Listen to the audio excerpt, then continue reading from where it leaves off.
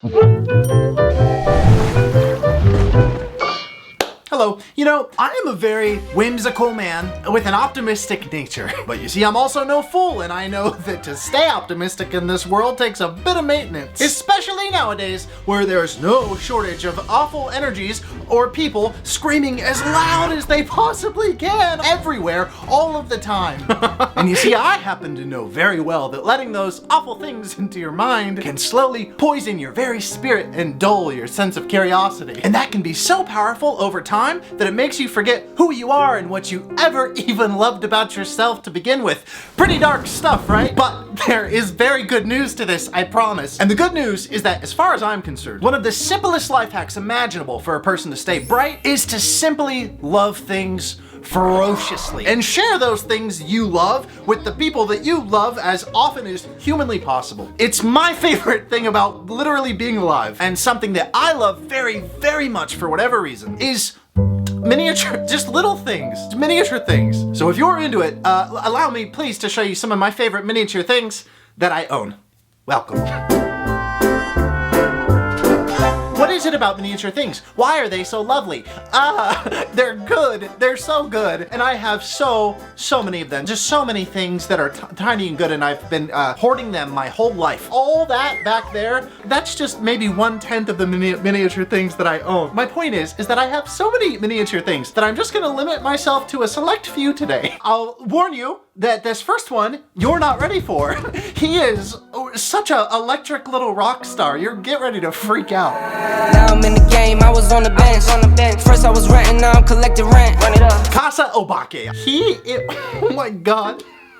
So I am completely obsessed with what are called yokai. And if you're unfamiliar with what that word is, yokai are basically just like the ghosts and monsters of Japanese culture. And they are absolutely astounding. I gotta tell you what, here in America, we got stiffed, okay? We got the Boogeyman and Bigfoot. Bloody Mary. Oh god, bring a book. They're not even that memorable. I can't even think of them. What, Slender Man? Oh, you know? The Tooth Fairy's sick. I gotta give it to the Tooth Fairy. I don't know if that's like an American thing, but that is cool. The Tooth Fairy is like very funny to me. Like, what are you doing with those teeth, you know? Fairy?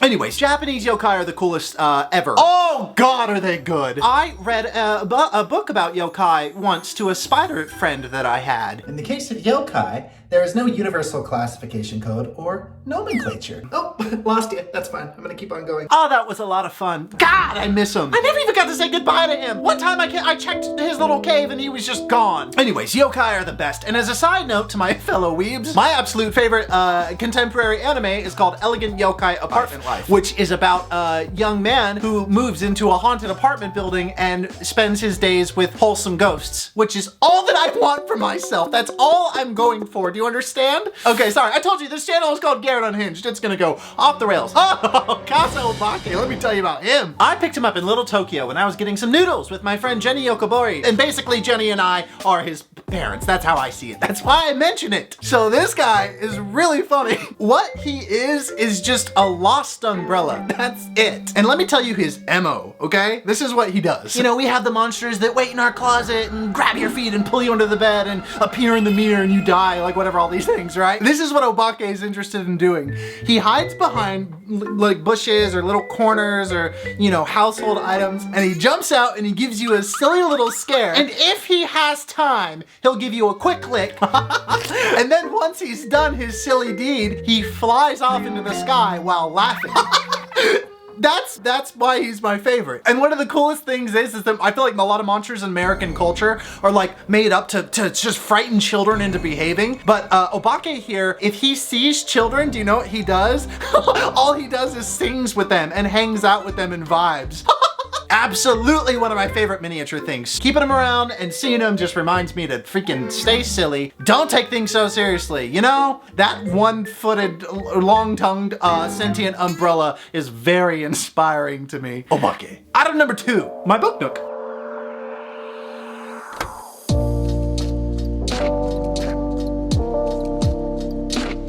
Book nooks are absolutely wonderful. They're the most beautiful little things on the planet, and they're a celebration of miniature scale beauty. God, they're cool. And what they are is basically these little miniature worlds that are about the size of a book that invite you to peer into them in all their details and glory, and they just, yeah, they sit on your bookshelf like this, and you can just go over and look at them. And I am just head over heels in love with book nooks. And this one in particular is my absolute favorite. Clearly it's just cool, but also because I was having like a particularly like lonely, isolating little patch from like mid 2018 to like 2020, which I know that's a pretty vast space, and I'm fine now, yeah, I remember I had this book nook set up on a little shelf right by my bed, and I would be like laying on my pillow and I would just be staring into it, and I would just go to bed, you know, with a little ambient music playing in the background, just staring into this little whimsical alleyway, looking at all the beautiful little details, and just living in that world before I fell asleep. But yeah, that's why I love this book nook so much in particular, because it was sort of like a little night friend for me, which I don't care how that sounds. It's lovely. It was so lovely for me, and it still is lovely. Absolutely one of my favorite miniature items. Item number 3, tiny coffin.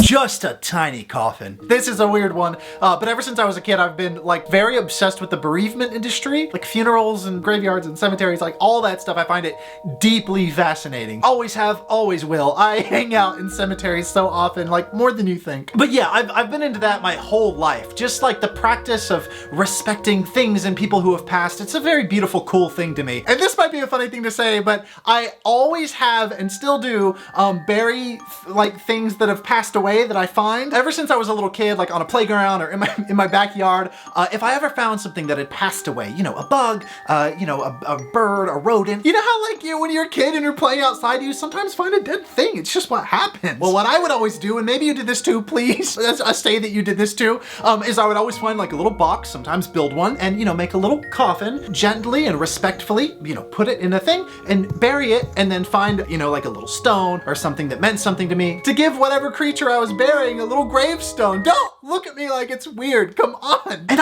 I did them well too. My God, I couldn't, if I tried, tell you how many countless little gravestones exist all around America because of your boy. I've made so many little gravestones for little creatures. You probably live like within 50 miles of something that I at some point in my life saw and had a little funeral for. But yeah, where all this all started is this tiny coffin. I found it in a little shop in New Orleans. Every time I see it, it just reminds me of my love of all of that stuff and how deeply interesting it is to me. And I'm also big on the whole Stoic memento mori thing. It's why I have skulls everywhere, and basically that's remember your mortality every day so you can live every day, you know, well and treat people well. And it's a very like positive thing. But yeah, this is a little symbol of that to me. And I have always wanted to collect a lot more tiny coffins, but surprisingly, I just have the one. This next one is quite literally the very opposite of a tiny coffin. It is so fun. Item number 4, tiny babies.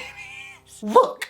We ain't the same, cause I got no shame. All that I own is my little name. Okay, these little tiny babies are just unstoppable. They are a force of nature. They're the funniest thing that I've ever seen in my life. And every time I randomly find one around my place, they just give me a little serotonin hit. They're so funny to me. And when I say randomly find them, it's because I do everywhere. In backpacks, behind a book on a shelf, on the floor, in piles of laundry, in the dryer, just tiny babies everywhere. Why? Oh, you just buckle up, because this is the best part. They are so cheap, and they come in packs of like 100 in a bag. And let me tell you, their applications are endless. You can glue them in funny places, put them in birthday cards, leave handfuls of them in your friends' cars, or hide them all over your room, or your friends' rooms, or your mom's rooms. I've been utilizing them in the silliest ways for years, and that's why I randomly find them everywhere, and they bring me so much joy. Although I will say, the pictures online for how they're used is like kind of criminal. Like, why? Don't put them on baby things. They're little tiny choking hazard. Don't. Someone needs to do something about this marketing approach. Keep them away from animals and kids probably, and don't do anything like these admittedly very funny pictures.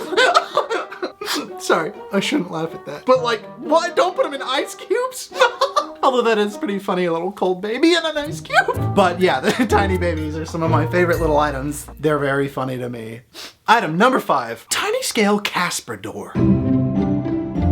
Let me explain. I've had a lifelong obsession with doors. Every city I go to, I photograph my favorite doors. I have countless photos of doors from all over the world. And I have a whole spiritual belief about doors and what they do and their energies and all this stuff. But I'm not gonna, I'll keep it focused on the miniatures, even though 77% of this video so far has been me rambling about everything but I'll self-edit, which is very rare for me, and I'll stay focused. But in a nutshell, without getting lost in Garrett lore, okay, that sucks. I love doors. There's something very cool and beautiful and mysterious about them, and every time I see a door, I reach and I try to open it, and sometimes it opens and I go on these grand adventures. It's so fun. We'll talk about it later. Doors are the coolest. And to tell you the truth, I want a lot more small doors in my life. But this one's really cool and special, and I'll tell you why. This is a door modeled after a door from a criminally underrated film, the 1995 film Casper. Now listen, when you think high art, maybe Casper doesn't come to the top of your mind, but it is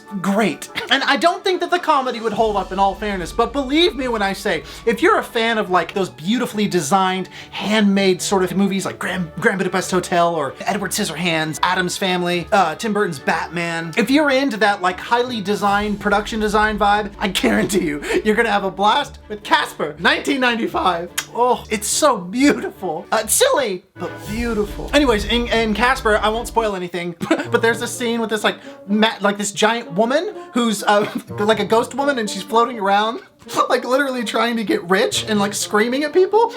Like she's looking for some treasure in this old haunted mansion, and while she's trying to find this haunted treasure, she says sassy stuff like, I have everything. Perfect. And she punches guys through windows, and it's great. But there's this beautiful, cute little scene a little bit later in the film with Casper where he's trying to, no joke, save Bob from Top Gun's father, Bill Pullman, who I've had a crush on my entire life. And now that I've seen Bob in Top Gun, it's now a multi-generational crush because that's that actor's son. Anyway, so Casper is trying to save Bob's dad, Bill Pullman, from becoming a ghost. And there's like a ghost machine. Anyways, that scene prominently features this door. So of course I found a model maker on Etsy who made this, and oh my god. So this is one of my absolute favorite miniature things because it combines so many of my loves. Ghost movies, Bill Pullman, good as color, my obsession with doors. Love this so much. You know what? That's it, pals. That's it. I just want to show you some of my miniature things. That's it. And if you enjoyed this, please know that I could do so many of these. I didn't scratch the surface of the glass of the things that I own that are miniature, and they all have stories. Oh, but I have a question for you. On my main channel, I'm very in the comments, and nothing's gonna change on Unhinged. So tell me, what is your favorite miniature item that you own? What is your favorite smallest item that you own? Weird question, I know. Could be a pen, could be a weird little cat or dog that you have, or maybe one bug or two. I'll be talking to you about that way too much in the comments because I'm highly interested. Okay, that is all. And ever since I brought up Little Tokyo, now I'm craving noodles. Love you, thanks for being here. I have to go find some noodles. I'm gonna drive to Little Tokyo and see if anyone will serve me noodles at 4:16 a.m. God, what a wreck. Love you, bye. I exist in all dimensions, flesh bound. The stale money from the mattress, bought a fresh pound. Leather on the steering wheel, it got my palm chilly. Short necklace with the long willy, calm really. And it ain't even about the fame, it's about the bread.